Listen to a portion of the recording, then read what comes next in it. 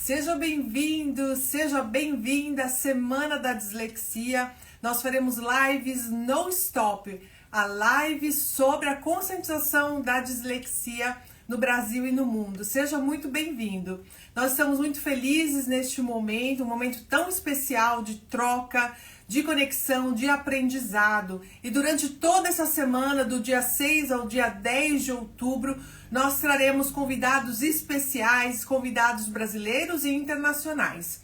Vamos transformar a conscientização da dislexia no Brasil e no mundo. O tema é Construindo Laços no Mundo e é exatamente isso que nós queremos aqui. Nós queremos fortalecer histórias de mães, de jovens disléxicos, criar pontes e trazer aí uma forma poderosa de aprender sobre a dislexia.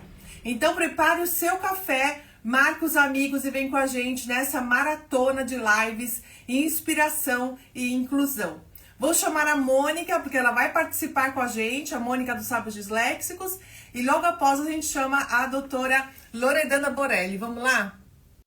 Bom dia, Mônica, querida, tudo bom? Dia, tudo bem? Bom dia a todos! Começamos a nossa Semana da Dislexia.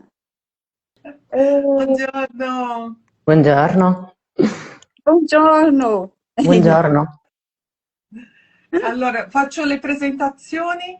Dottoressa Borelli è una psicologa dell'AID, Monica è una psicopedagogista, studente e anche dislessica. Piacere, Monica. Prazer.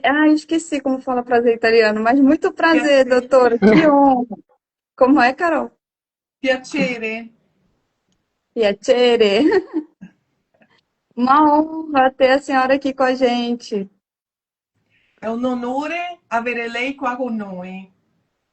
Grazie per avermi invitata e anche per avermi inviato la maglietta di questa bellissima iniziativa. E per me è un grande piacere essere qui e anche come rappresentante dell'Associazione Italiana Dislessia.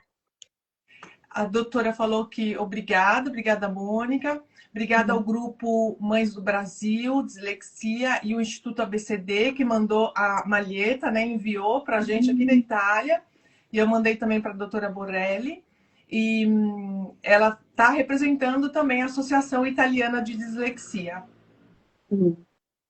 E hoje a gente vai começar com algumas perguntas. Então a nossa dinâmica vai ser assim, a Mônica faz as perguntas em português e a doutora que já tem as perguntas, ela vai respondendo e eu vou fazendo a tradução para vocês, tá? A doutora Borelli, ela é psicóloga da infância e da adolescência, ela trabalha com diagnósticos de transtorno do neurodesenvolvimento, ela é formadora da Associação Italiana de Dislexia, especializando em psicoterapia, Gestalt Play Therapy, segundo o modelo Oaklander. Ho pronunciato bene? Sì. Oaklander. Ok. Se vocês tiverem perguntas, podem estar fazendo, que ao final a gente traduz para ela a pergunta e a gente vai fazer essa dinâmica aqui de tradução simultânea. Ok. Então, posso começar, Carol? Sim, prima domanda. Ok. Então, a nossa primeira pergunta é: quais são os principais correlatos emocionais do diagnóstico da dislexia, doutora?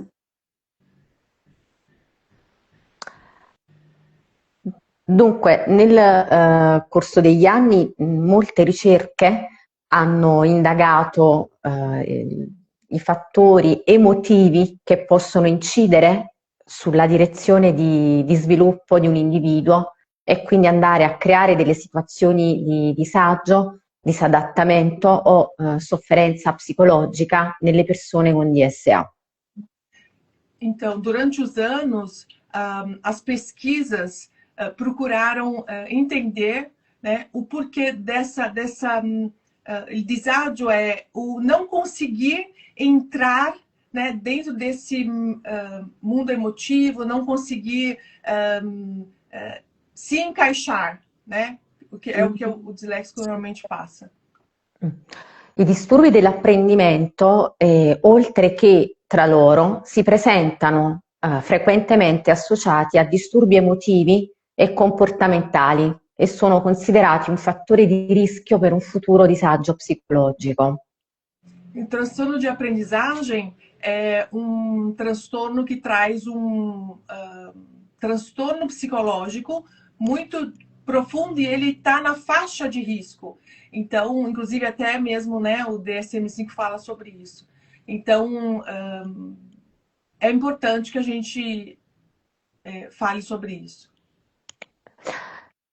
Lo psicologo Seligman ha individuato 3 caratteristiche presenti in tutti i soggetti con disturbo specifico dell'apprendimento. Ok. O psicólogo Seligman descobriu esses três caratteristiche. Três características das pessoas com transtorno de aprendizagem. La prima è la tendenza a pensare che le cose negative siano permanenti.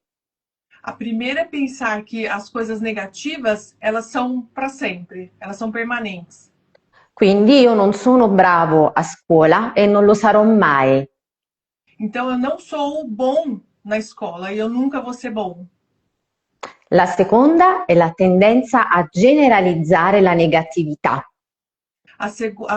O segundo ponto é a tendência de deixar, generalizar, né, essa negatividade. Quindi io non solo non sono bravo a scuola, ma qualsiasi cosa farò nella vita non sarò capace. Então eu já não sou bom na escola e também em qualquer coisa que eu fizer na minha vida eu não vou ser capaz de fazer, de terminar. E la terza è la personalizzazione. Quindi io sono causa di questa negatività. E a terceira é a personalização. Eu sou a causa desse problema, dessa negatividade. E questo ci fa capire come nei soggetti dislessici si strutturi un concetto di sé negativo, con bassa autostima e scarso senso di autoefficacia. E por isso a gente entende o porquê a pessoa disléxica tem essa sensação de baixa autoestima, né, de não conseguir fazer as coisas.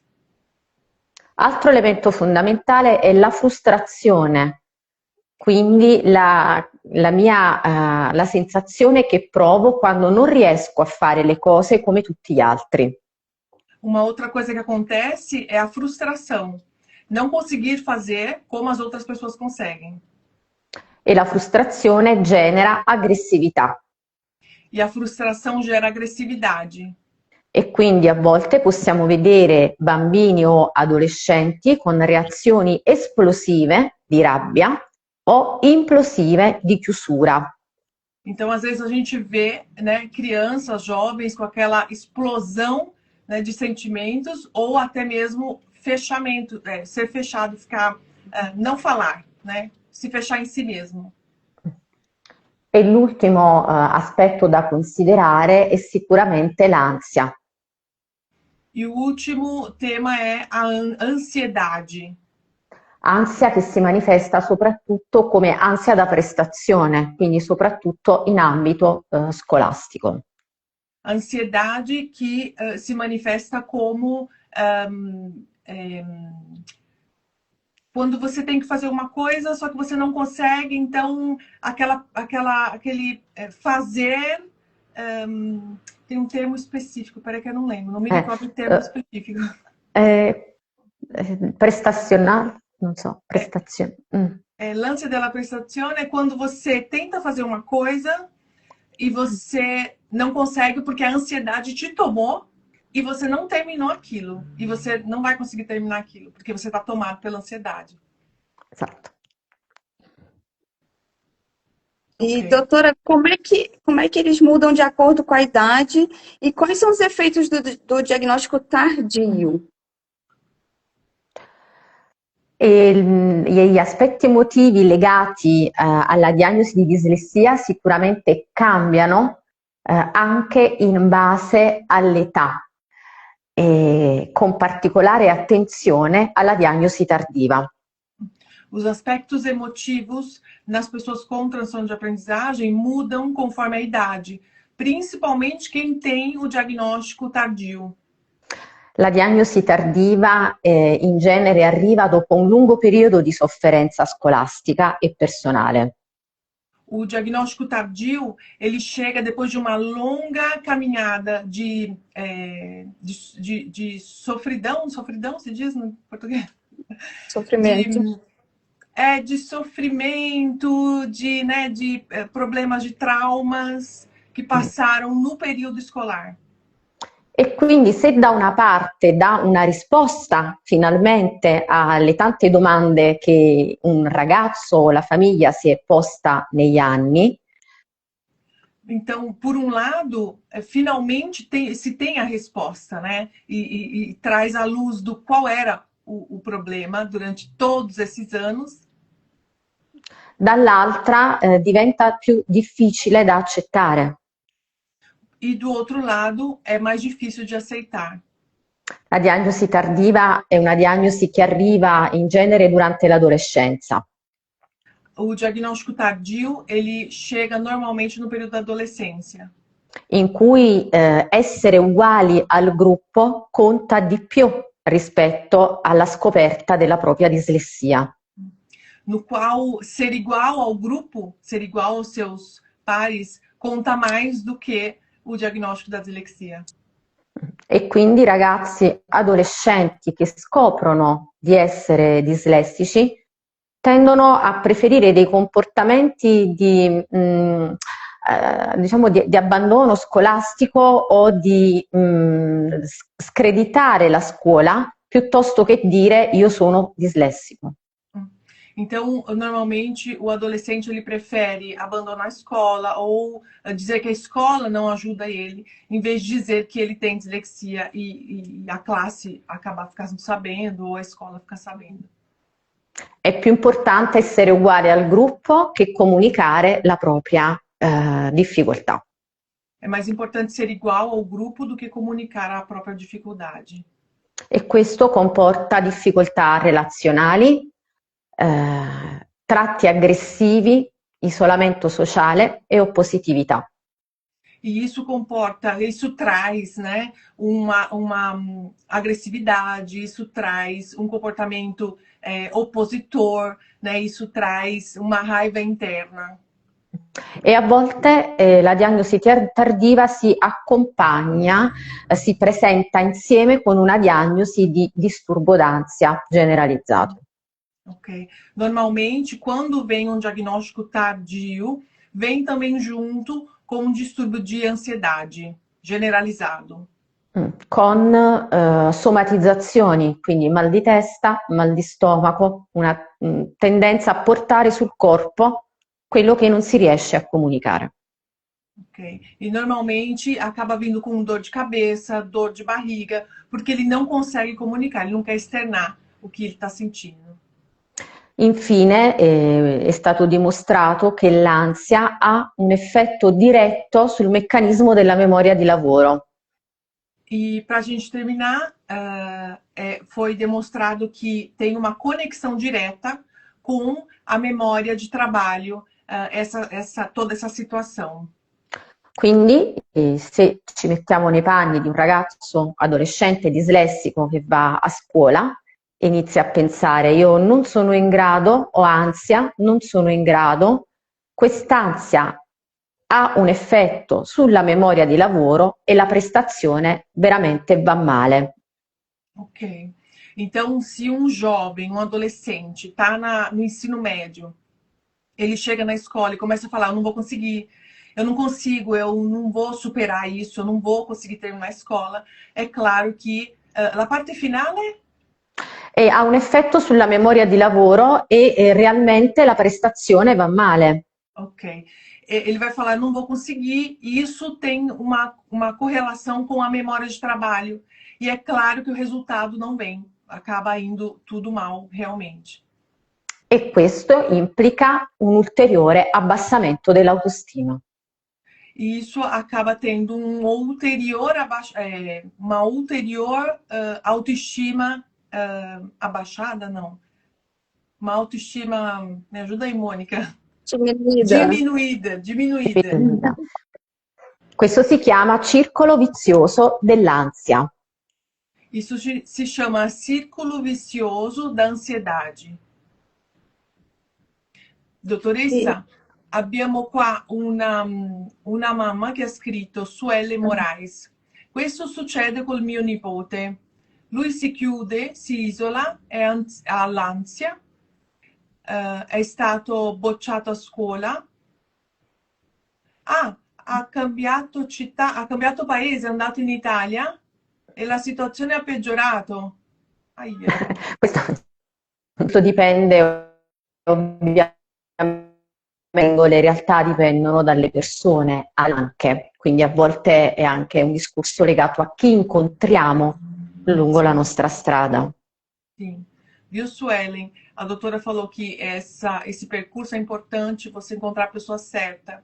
Né? Às vezes você encontra a pessoa errada, ou a escola errada, ou a professora errada.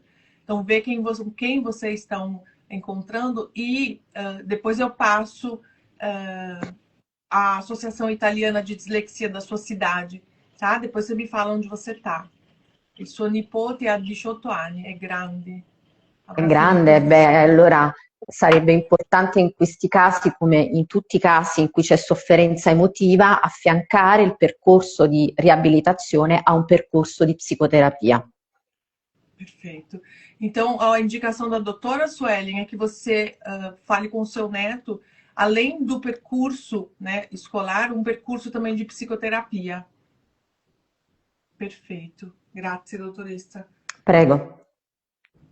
Dai, E, doutora, quais são as estratégias de apoio psicológico que são adotadas nas escolas italianas para favorecer a autoestima e a motivação desses alunos? Sicuramente darò una risposta generalizzata, ma cambierebbe a seconda della singola scuola. E in generale vengono adottate in Italia delle strategie basate sull'approccio empatico e di supporto emotivo. Ok. A doutora vai dar um panorama geral das escolas italianas, porque ela não pode falar por cada escola. Então, normalmente a escola ela suporta essa criança tanto no aspecto emotivo quanto no aspetto emotivo e l'altro aspetto? Empatico. Empático. Tanto no suporte de empatia, de inclusão, quanto emotivo. Inoltre noi tendiamo moltissimo a sottolineare i punti di forza presenti in ogni diagnosi. Ok. E normalmente vem falado com força, né? Vem próprio registrado qual é os pontos os pontos fortes di cada diagnóstico. Quindi iniziamo non da ciò che non sai fare, ma da ciò che sai fare molto bene. Ok, então esse percurso inicia com o profissional falando com a escola qual é o ponto que o aluno consegue fazer, qual é o ponto forte, e não qual é o que ele não consegue fazer, o que está ruim, mas sim eles iniciam do ponto forte. Ed infine una corretta gestione degli errori come occasioni di apprendimento. E para terminar, uma correta gestão do que está sendo errado, do que ele não está conseguindo fazer, para que ele possa aprender e conseguir fazer aquilo que ele não consegue. Ogni volta che si sbaglia si deve cercare di capire qual è il processo che ha portato a sbagliare e allo stesso tempo riconoscere l'importanza dell'impegno. E toda vez que erra, essa criança erra, ou jovem, ele tem que, o professor tem que mostrar o porquê que ele errou, aonde ele errou, para mostrar o percurso, para como é que ele vai acertar agora, como é que ele vai fazer isso, para que ele tenha um empenho, para que ele faça aquilo com motivação. Fondamentale è la collaborazione anche tra scuola, famiglia e specialisti. É fundamental o relacionamento entre escola, família e os profissionais. L'importanza della rete è la chiave del successo per ogni percorso di supporto per gli studenti con disturbo specifico dell'apprendimento. A importância da rede, né, da teia de aranha, é fundamental para que esse suporte para o aluno com transtorno de aprendizagem possa crescer, possa fluir. E spesso anche il coinvolgimento diretto del ragazzo con diagnosi è importante per capire quale proposta personalizzata può essere fatta per aiutarlo nel suo percorso. Ok. Muitas vezes, o percurso do aluno com transtorno de aprendizagem precisa ser detalhado passo a passo para que esse percurso seja claro tanto para o aluno quanto para a escola. Quando io prendo in carico un bimbo, un ragazzo con DSA, gli chiedo cosa potrebbe aiutarlo a stare meglio. Quando ela tem um paciente, ou uma criança, ou um adolescente, a primeira pergunta é: o que eu posso fazer para que... como é que você vai se sentir bem, né? O que eu posso fazer para que você se sinta melhor? Qual é o percurso? O que você gosta, né? Para que essa caminhada seja melhor. Devo creare un'alleanza con lui per aiutarlo. Ela cria uma aliança com esse jovem, com essa criança, para poder ajudá-lo. Quindi supporto emotivo e motivazione sono fondamentali e devono andare di pari passo con un progetto educativo più ampio. Então, o suporte emotivo, ele tem que andar junto com a parte da aprendizagem, porque assim, caminhando junto, vocês vão poder fazer um plano, né, para que esse jovem possa... la parte finale, dottoressa? Un progetto educativo più ampio. Para que vocês possam fazer um projeto educativo ampliado. E, doutora, na realidade italiana, quanto que é valorizada essa colaboração escola, família e profissionais para enfrentar esse aspecto emocional da dislexia? Dunque, quest'anno noi festeggiamo i 15 anni della legge 170. Esse ano aqui na Itália se festeja 15 anos da Lei 170, que é a Lei dos Transtornos de Aprendizagem. E tra i punti presenti nella legge c'è la collaborazione tra servizi sanitari, specialisti, scuola e famiglia. E entre vários pontos, o mais importante, eles vão festejar a conexão entre Serviço Nacional, Serviço Sanitário Nacional, escolas, profissionais e famílias. Strumento fondamentale per fare ciò è la stesura di un piano didattico personalizzato. Que é um instrumento fundamental para que se faça o PEI, o Plano Educacional Individualizado. E da pochissimo tempo il piano didattico personalizzato, oltre a includere gli strumenti compensativi e dispensativi, include anche tutte le misure emotive e psicologiche che possono permettere a uno studente di fare il proprio percorso nel migliore dei modi. Ok. E faz pouco tempo que foi incluído dentro do PEI, o Plano Educacional Individualizado, não somente os instrumentos compensativos, as adaptações, né, e dispensativos, mas também a parte emocional, né? Quais são as compensações para a emoção desse aluno com transtorno de aprendizagem? E questo permette il confronto tra i vari attori presenti in questo ambito. Okay. E isso permite que todas as pessoas envolvidas possam entender melhor, né, e se aprofundar melhor sobre esse assunto. E qual é a percepção mais comum da sociedade italiana a respeito da relação entre a dislexia e o bem-estar psicológico dos estudantes? Rispetto a questo io penso ci sia ancora molta strada da percorrere. Sobre isso, a doutora falou que tem muita estrada para percorrer. Sebbene l'Associazione Italiana Dislessia stia portando avanti moltissimi progetti per diffondere e garantire il benessere degli studenti con DSA, nella società e nella realtà quotidiana c'è ancora molto da fare. Ok. A Associação Italiana de Dislexia está trazendo muitos projetos, não somente para as escolas, mas também na parte prática, né? No trabalho, no dia a dia dos alunos e das pessoas com transtorno de aprendizagem, mas tem muita estrada ainda para percorrer. Sul territorio, solo a Napoli e provincia, abbiamo circa 50 sportelli di ascolto nelle scuole. A Nápoles e província tem 50 sportelli, eles chamam de 50 pontos onde a Associação Italiana de Dislexia fala sobre dislexia, ajuda professores e pais dentro das escolas. E l'Associazione Italiana organizza webinar e convegni per promuovere il benessere in ogni ordine e grado della scuola, fino all'università.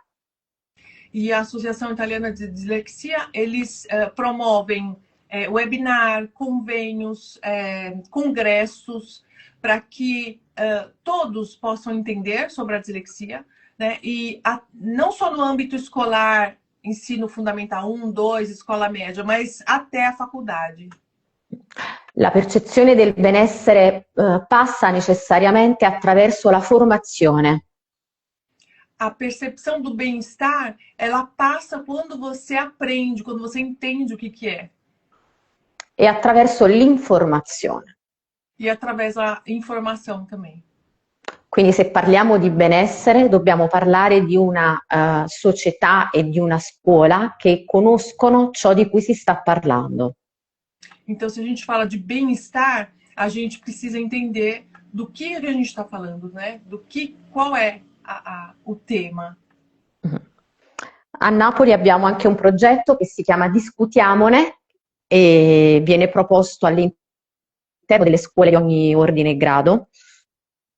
A Nápoles existe um projeto onde fala, vamos discutir, né? Vamos falar. E se fala de transtorno de aprendizagem de todos os graus. È un progetto in cui nelle scuole noi andiamo a portare informazione direttamente agli studenti e gli spieghiamo cosa significa essere dislessico. É um projeto onde eles levam para os estudantes o que é ser disléxico. Eles mostram para eles, né, o que é ter transtorno de aprendizagem. E spesso durante questi incontri molti alunni per la prima volta si alzano e dicono: ma io sono dislessico. Muitas vezes, durante essas palestras, alguns alunos se levantam e falam: eu acho que eu tenho dislexia. E quindi anche la classe lo guarda con occhi diversi e la sua percezione di benessere in quel momento cambia. Então, nesse momento, a classe que está ali, né, olha para esse aluno que falou: olha, eu tenho dislexia. Olha para ele com outro olhar, porque eles tiveram a informação e entenderam o que é dislexia. E magari il giorno dopo a scuola non si sentirà più a disagio nell'usare la sua calcolatrice. E pode ser que no dia seguinte do convênio, esse aluno leve a sua calculadora e comece a usar na sala de aula e não sinta mais vergonha e nem o constrangido com os outros olhando, porque é normal eles receberem a informação. E questo appunto per rispondere alla domanda e dire che il rapporto tra dislessia e benessere passa attraverso ognuno di noi. Isso para responder a pergunta que bem-estar e informação, ela passa por cada um de nós. E la percezione dipende da ciò che noi comunichiamo. E a percepção, ela depende. La percezione dipende? Da quello che noi comunichiamo. Ok. E a percepção, ela depende daquilo que a gente comunica. Ok. Posso falar uma coisa? A Inês já entrou aqui.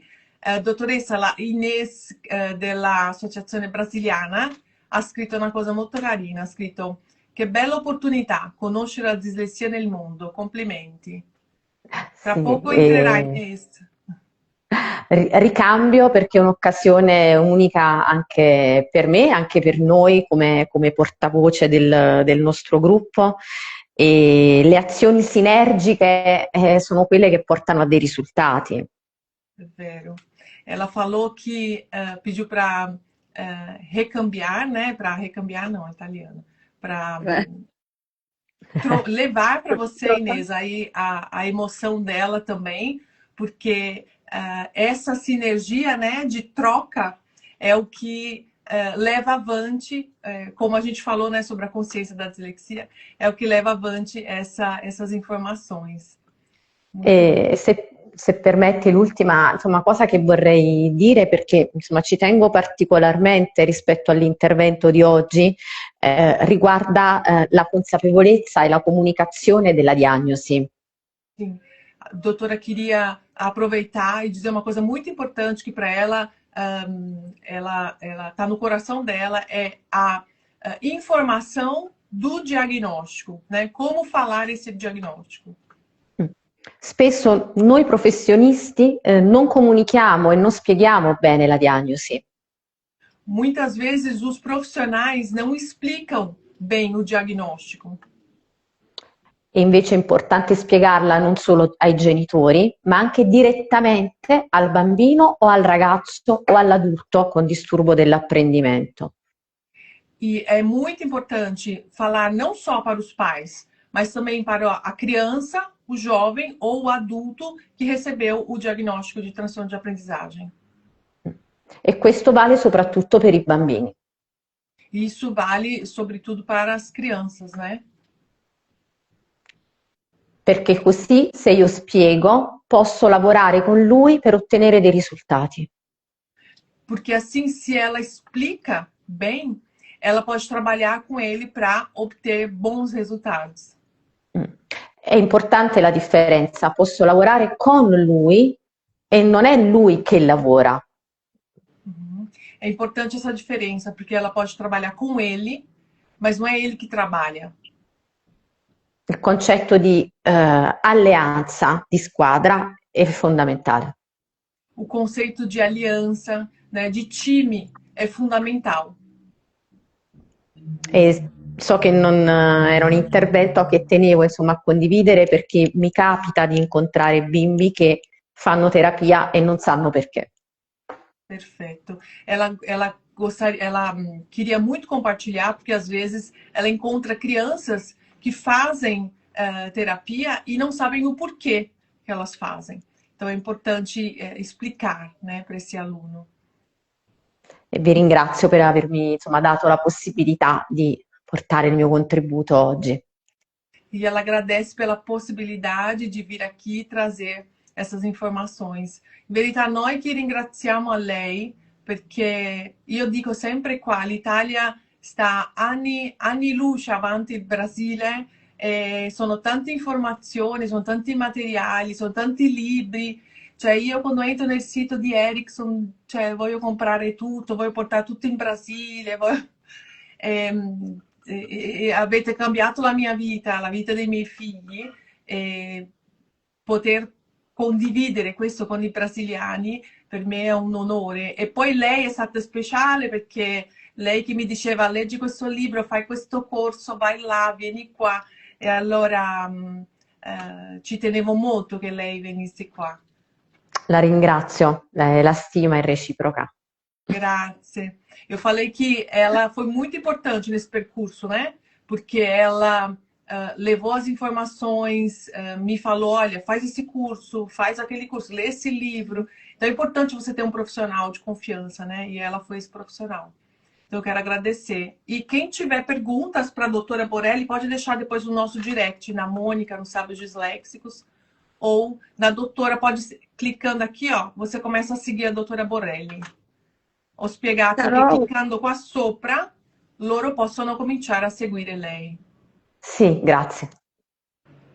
Carol, eu posso falar uma mensagem para ela e você traduz para mim? Sim, ok. Eu queria muito agradecer a participação dela, foi uma honra enorme para a gente. Eu fiquei muito feliz de ouvir as palavras dela, que foram maravilhosas. Então, eu estou muito feliz, muito feliz. Tá, deixa eu pai. Monica voleva inviare un messaggio a lei dicendo che lei è molto contenta, è un onore perché lei è venuta e è rimasta molto molto contenta di sentire le risposte delle domande. Grazie Monica, anche a te per insomma, avermi coinvolta in questa iniziativa. E io amo questo lavoro, e, insomma, chi mi conosce lo sa. E è un lavoro che cerco di svolgere al meglio e penso che ognuno di noi debba fare la nostra parte nel mondo. Sim. Ela falou que ela ama esse trabalho e quem conhece ela sabe e que ela disse que cada um precisa fazer a sua parte no mundo, né? E essa é a parte que ela está fazendo. Verdade, verdade. Muito obrigada, doutora. Obrigada mesmo. Grazie. Grazie. Va bene. Dottoressa, grazie mille. Per uscire, vediamo Sì, se sì. riesco a mettere. Aspetta, prima di uscire, vediamo se riesco a mettere Inés, così già entra Inés. Lei la conosce e poi può uscire. Si clicca qua sopra, c'è una X. Si clicca Perfetto, grazie. solo un attimo che vediamo mettere Inés. Olá, Ah, tudo Oi, bem, Inês! Inês? tudo bem, lindas? Tudo bom? Tudo bem? Eu já estava Prazer em com saudade. conhecê-la. Inês, Piacere conhecê-la. Salve. Conoscela. Estou aprendendo um pouquinho de italiano, mas ainda está muito ruim. sta imparando un pochino di italiano, ma ancora deve lavorare. Tem que praticar. Muito bem, eu agradeço muito as informações, achei muito interessante. Ontem também no nosso congresso teve a participação da doutora Giovana e foi muito interessante a gente conhecer um pouco das leis, como funciona, como vocês também são tão empenhados em ajudar as pessoas com dislexia, como nós aqui no Brasil. Muito obrigada, viu, pelo empenho e por todo o trabalho de vocês e obrigada por conhecê-la. Grazie, grazie anche a lei per avermi coinvolta. Dottoressa, poi, lei ha detto che ieri, non so se lei ha capito. Sì, ho capito l'incontro con la dottoressa Gaeta. Perfetto, perfetto. Sì, sì, sì, sì, sì. Perfetto. Va bene. Ci tenevo Grazie. anche questo incontro vostro, l'italiana, l'associazione italiana, l'associazione brasiliana, questo incontro che magari frutterà, sarà... Sicuramente, lo spero. Vi auguro buon lavoro e resto a disposizione per qualsiasi apporto io possa dare e aiuto. Grazie. Muito bom. Grazie. Grazie. Arrivederci. Arrivederci.